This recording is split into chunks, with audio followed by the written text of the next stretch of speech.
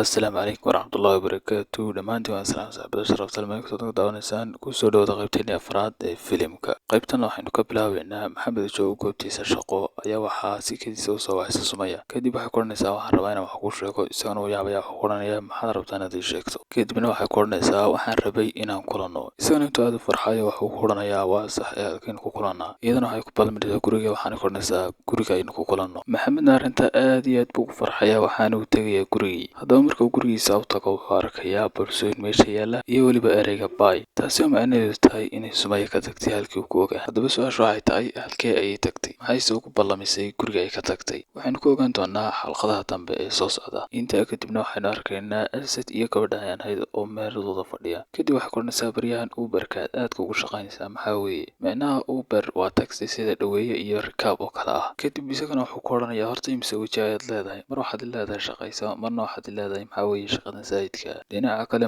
madaxa ka soo socota waa Sumaya hooyadeed waxaana hadda kasoo tagtay airportka waxaana soo qaadaya Asad oo isaguna ka shaqeeya dhinaca airportka balse isma yaqaanaan waxaana isku dayay inuu weydiiyo magaalada miyaad ku cusub tahay balse way ku daadanaysaa waxaana koranaysaa waqti ayay ku socday dhaqso intaa kadib Sumaya oo gurigiisa joogta ayaa hal mar wax albaabka uga soo galaysa hooyadeed kadib marna way yaabaysaa marna way farxaysaa kadibna hooyadeed ayaa waxay ku oranaysaa ma nolosha noocan ah ayaad 5 sano ku noolay Sumayna waxay isku dayaysaa in hooyadeed qanciso waxaana koranaysaa hooyo muhiimadu waa farxadda guriga taala hooyadeedna intay ku qosasho ayaa waxay koranaysaa farxaddii ma inaanan xaaladaada la soconay aad u haysataa intaa kadibna waxay ku canaananaysaa sabab ma dhibta iga qarisa anoo hooyada ah Sumayna waxay isku dayaysaa inay qiil u samayso waxaana koranaysaa hooyo waxaan kuu diiday inaad iga warwarso intaa kadib maxamed oo shaqadiisa ku jira ayaa hal mar waxa uu soo galaysa Sumaya hooyadeed kadib markaa sawirka waxa uu ku bilaabayaa ereyga hooyo iyaduna intaa hareeraha hagta ay koranaysaa hooyada uma jeedo salombiiska ayay ku hoos jirtaa wallahi qaab ka yeedhay kadib isagana waxa uu koranayaa may aadaan ku jeedaa ee goorma ayaa timid iyaduna waxay koranaysaa imaanshaga waxba kaama gelin ee waxaan kula socdo waad garanaysaa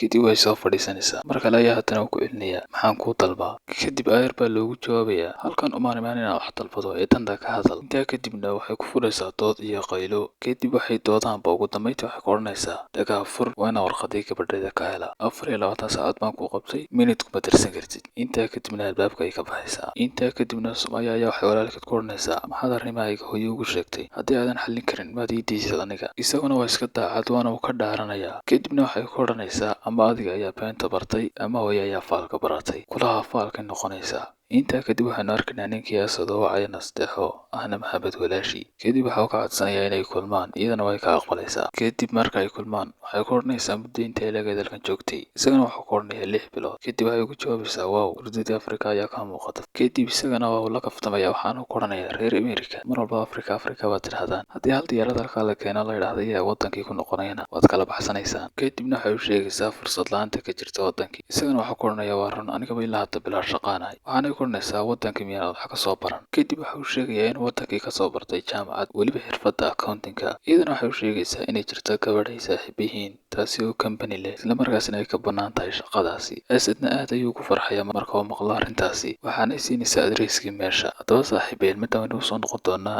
aynu tagno Maxamed markii uu hooyadii u tagay waxaana uu sheegayaa inuu timid Sumaya hooyadeed isla markaasina ay u hanjabtay kadib waxay koranaysaa sidii kugu hanjabtaa ma lacag ay kugu leedahay intaa kadib Asad markii uu meeshii tagay isla markaasina uu timid gabadhii company-ga lahayd waxay weydiinaysaa in wax shaqo kala hayo isagana wuxuu sheegay inuu bilaa shaqo yahay kadib waxay koranaysaa wax yarsiis boorsayda ayaa soo qaadanaya kadib markay sida uga soo baxdo waxa soo wahayo qof waxaanay koranaysaa mission completed taasi oo macnaheedu yahay hawshaasi way dhan tahay walaa meesha waxba ka jira waynu ogaan doonaa saaxiibayaal ee aynu u tagno dhinaca Sumaya oo la yaaban ee arrintan u sheegtay hooyadeed waxaanay wacaysaa walaalkeed waxaanay mar labaad weydiinaysaa isla arrintii isagana uu la yaabay waxaanu koranayaa wallay ka tahay haddaba saaxiibayaal waxaa jira su'aalo dhowr ah kuwaas aynu sugaynay jawaabtooda waa maxay sirta ku duugan shaqada Asad codsaday yaa maamada u sheegay arrinta Sumaya maxay tahay sababta meesha loo dhigay boorsooyinka wallahi xalqadani waxay u baahan tahay dambi baadhayaal caadi ah haddaba saaxiibayaal intaasaynu kusoo koobaynaa xalqadani intii dambi baadhayaal waxaan leeyahay xagga kommentiga kusoo rafta dhammaantiin waa mahadsantihiin